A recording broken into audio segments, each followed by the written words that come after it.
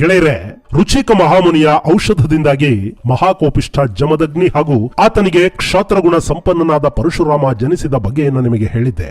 ಹಾಗೇನೆ ಋಷಿಕ ಮಹಾಮುನಿ ತನ್ನ ಮಾವ ಗಾಧಿ ಮಹಾರಾಜನ ಪತ್ನಿಗೆ ಕೂಡ ಔಷಧಿಯನ್ನು ಕೊಟ್ಟಿದ್ನಲ್ಲ, ಅದರಿಂದ ಅತ್ಯಂತ ಶಕ್ತಿಶಾಲಿಯಾದ ಮಗ ಹುಟ್ಟಿದ್ದ.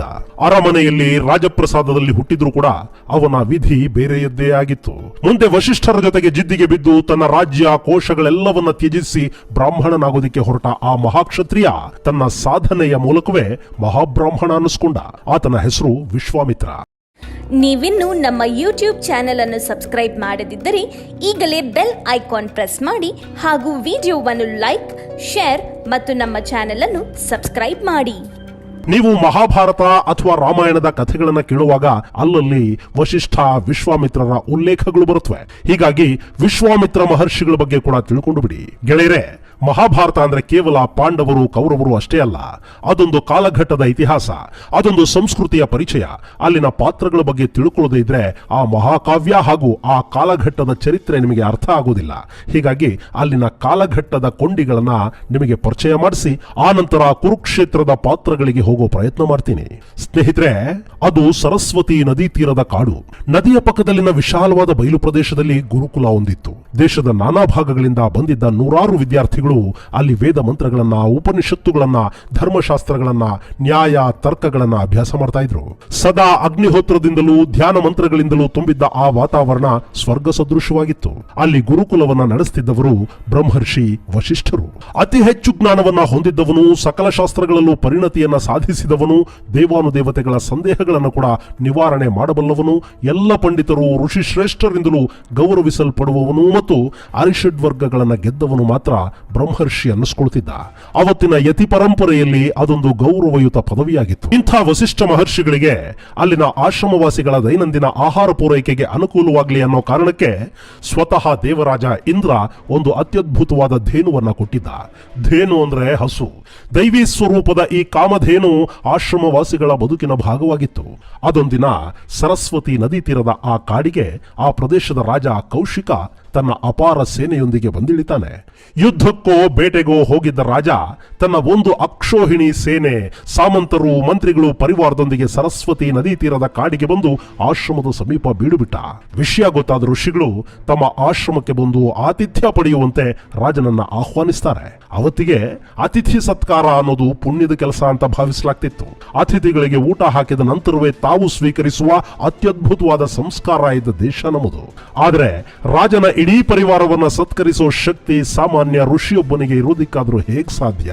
ಪಾಪ, ಗುರುಕುಲ ನಡೆಸೋ ಋಷಿಯ ಆಶ್ರಮಕ್ಕೆ ಸಪರಿವಾರ ಸಮೇತನಾಗಿ ಹೋದ್ರೆ ಅವರ ವರ್ಷದ ಧಾನ್ಯವೆಲ್ಲ ಒಂದೇ ದಿನಕ್ಕೆ ಮುಗಿದು ಹೋಗುತ್ತೆ ಅಂದ್ಕೊಂಡ ಕೌಶಿಕ ಆ ಆಹ್ವಾನವನ್ನ ನಯವಾಗಿ ತಿರಸ್ಕರಿಸಿ, ತನ್ನ ಪರಿವಾರವನ್ನ ಸತ್ಕರಿಸೋದು ನಿನ್ನಂಥವರಿಗೆ ಆಗದ ಕೆಲಸ, ನಾವು ಬೇರೆ ವ್ಯವಸ್ಥೆ ಮಾಡ್ಕೋತೀವಿ, ಧನ್ಯವಾದಗಳು ಅಂತ ಹೇಳ್ತಾನೆ. ಆದ್ರೆ ಋಷಿಗಳು ಅದಕ್ಕೆ ಒಪ್ಪೋದಿಲ್ಲ.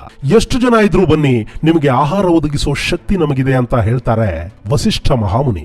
ಅವರ ಒತ್ತಾಯಕ್ಕೆ ಮಣಿದು ರಾಜ ಪರಿವಾರ ಸಮೇತನಾಗಿ ಆಶ್ರಮಕ್ಕೆ ಬರ್ತಾನೆ. ಧೇನುವಿನ ಸಹಾಯದಿಂದಾಗಿ ಆಶ್ರಮವಾಸಿಗಳು ಇಡೀ ರಾಜ ಪರಿವಾರವನ್ನ ಸತ್ಕರಿಸ್ತಾರೆ. ಊಟ ಮುಗಿಸಿದ ಅರಸನಿಗೆ ಇಷ್ಟೊಂದು ಜನರನ್ನ ತೃಪ್ತಿಪಡಿಸೋ ಶಕ್ತಿ ಈ ಬ್ರಾಹ್ಮಣನಿಗೆ ಎಲ್ಲಿಂದ ಬಂತು ಅನ್ನೋ ಅನುಮಾನ. ಅವನದನ್ನ ಬಾಯಿ ಬಿಟ್ಟು ವಸಿಷ್ಠರನ್ನ ಕೇಳೇ ಬಿಡ್ತಾನೆ. ಋಷಿವರ್ಯರು ಸುಳ್ಳು ಹೇಳೋದಿಕ್ಕಾಗತ್ತಾ? ಅವರು ಇಂದ್ರನಿಂದ ಕೊಡಮಾಡಲ್ಪಟ್ಟ ಪವಿತ್ರ ಧೇನುವಿನ ಬಗ್ಗೆ ಹೇಳ್ತಾರೆ. ಅದರ ಕೃಪೆಯಿಂದಲೇ ಆಶ್ರಮವಾಸಿಗಳ ಹಸಿವು ನೀಗ್ತಿರೋದನ್ನ ವಿವರಿಸ್ತಾರೆ. ಅಷ್ಟೇ, ರಾಜನಿಗೆ ದುರಾಸೆ. ಇಂಥ ಧೇನುವು ತನ್ನ ಹತ್ರ ಇರಬೇಕು, ಯಾಕೆ ಅಂದ್ರೆ ನಾನು ರಾಜ, ಹೀಗಾಗಿ ಇದನ್ನ ನನಗೆ ಕೊಟ್ಟು ಬಿಡಿ ಅಂತ ಗಂಟು ಬೀಳ್ತಾನೆ. ಅದಕ್ಕೆ ಪ್ರತಿಯಾಗಿ ಆಶ್ರಮಕ್ಕೆ ಏನು ಬೇಕಾದರೂ ಕೊಡೋದಿಕ್ಕೆ ಸಜ್ಜಾಗ್ತಾನೆ.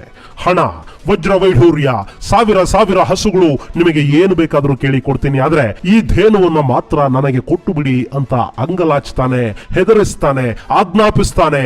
ಏನೆಲ್ಲ ಸಾಧ್ಯ ಅನ್ನೋದೆಲ್ಲವನ್ನ ಮಾಡ್ತಾನೆ ಕೌಶಿಕ ಮಹಾರಾಜ. ಈ ಹಸುಗಳಿವೆಯಲ್ಲ, ಅವುಗಳ ಜೊತೆಗಿನ ಸಂಬಂಧನೇ ಬೇರೆ.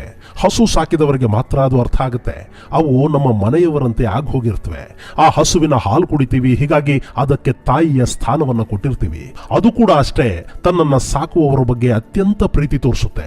ಅಂಥ ಗೋವನ್ನ ಕೊಡೋದು ಅಂದ್ರೆ ಮನೆಯಲ್ಲಿದ್ದ ಹಿರಿಯರನ್ನ ಕೊಟ್ಟ ಹಾಗೆ. ಅಂಥದ್ರಲ್ಲಿ ಇಂದ್ರನಿಂದ ಪಡೆದಿದ್ದ ಈ ಕಾಮಧೇನುವನ್ನ ವಶಿಷ್ಠರು ಅದು ಹೇಗೆ ತಾನೇ ಕೊಟ್ಟಾರು, ಅದನ್ನ ಕೊಡೋದಿಕ್ಕೆ ಸಾಧ್ಯವಿಲ್ಲ ಅಂತ ಖಡಾಖಂಡಿತವಾಗಿ ನಿರಾಕರಿಸ್ತಾರೆ. ಇಂದ್ರ ಅದನ್ನ ಯಾವ ಉದ್ದೇಶಕ್ಕೆ ಕೊಟ್ಟಿದಾನೋ ಅದನ್ನ ಬಿಟ್ಟು ಬೇರೆ ಉದ್ದೇಶಕ್ಕೆ ಬಳಕೆ ಮಾಡೋದು ಧರ್ಮ ವಿಹಿತ ಅಂತ ಮನವರಿಕೆ ಮಾಡಿಕೊಡೋದಕ್ಕೆ ಪ್ರಯತ್ನಿಸ್ತಾರೆ. ಆದ್ರೆ ಅವನು ಕೌಶಿಕ, ಮಹಾಹಂಕಾರಿ, ಹಠಮಾರಿ ರಾಜ.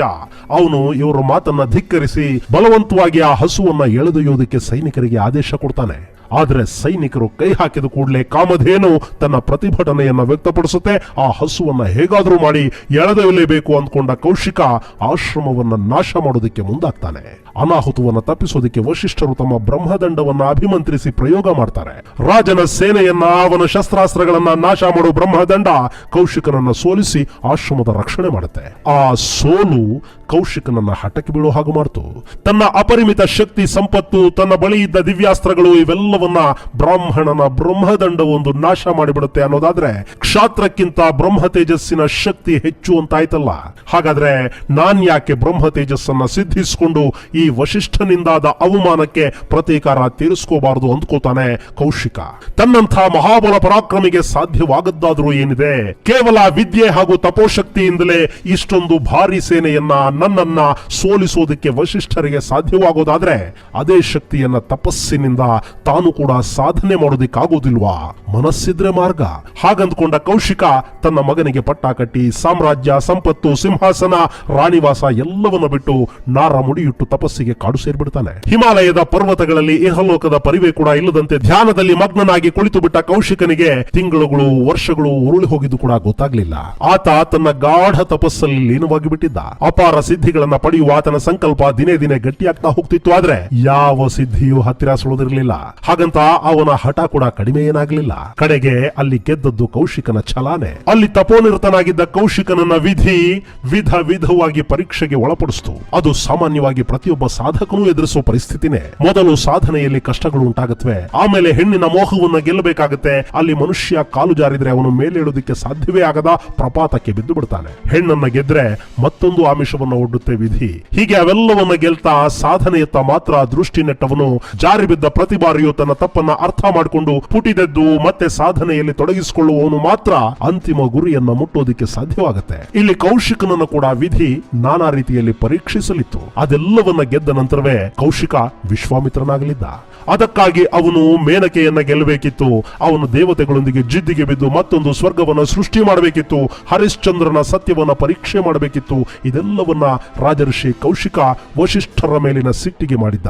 ವಶಿಷ್ಠರ ಮಕ್ಕಳನ್ನ ಕೊಂದು ಹಾಕಿದ್ದ. ಪ್ರತಿ ಹಂತದಲ್ಲೂ ವಶಿಷ್ಠರ ಜೊತೆಗೆ ಹಠಕ್ಕೆ ಬಿದ್ದು ತನ್ನ ಸಿಟ್ಟಿನ ಮೂಲಕವೇ ಎಲ್ಲವನ್ನ ಸಾಧಿಸ್ತೀನಿ ಅಂತ ಹೊರಟ ಕೌಶಿಕ ಕಡೆಗೆ ತನ್ನ ಕೋಪವನ್ನ ಬಿಟ್ಟು ಶಾಂತ ಸ್ಥಿತಿಗೆ ಮರಳಿದ ನಂತರವೇ ವಿಶ್ವಾಮಿತ್ರನಾಗೋದಿಕ್ಕೆ ಸಾಧ್ಯವಾಯಿತು. ಅವರಿಗೆ ಛಂದಸ್ಸು ಒಲಿತು.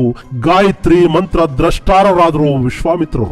ಅವರು ಮೇನಕೆಯನ್ನ ಗೆದ್ದದ್ದನ್ನ, ಸತ್ಯ ಹರಿಶ್ಚಂದ್ರನ ಮುಂದೆ ಸೋತದ್ದನ್ನ, ವಿಶ್ವಾಮಿತ್ರರಾದ ಪರಿಯನ್ನ ಮುಂದಿನ ಸಂಚಿಕೆಯಲ್ಲಿ ಹೇಳಿ ಮುಗಿಸ್ತೀನಿ. ಆನಂತರ ನಾವು ಭೀಷ್ಮರ ಪಾತ್ರ ಪರಿಚಯದ ಮೂಲಕ ಮಹಾಭಾರತ ಕಥಾ ಪ್ರಪಂಚಕ್ಕೆ ಹೋಗಿಬಿಡೋಣ. ಸೊ ಅಲ್ಲಿವರೆಗೆ ಓಂ ಶ್ರೀ ಕೃಷ್ಣಾರ್ಪಣಮಸ್ತು. ನಮಸ್ಕಾರ.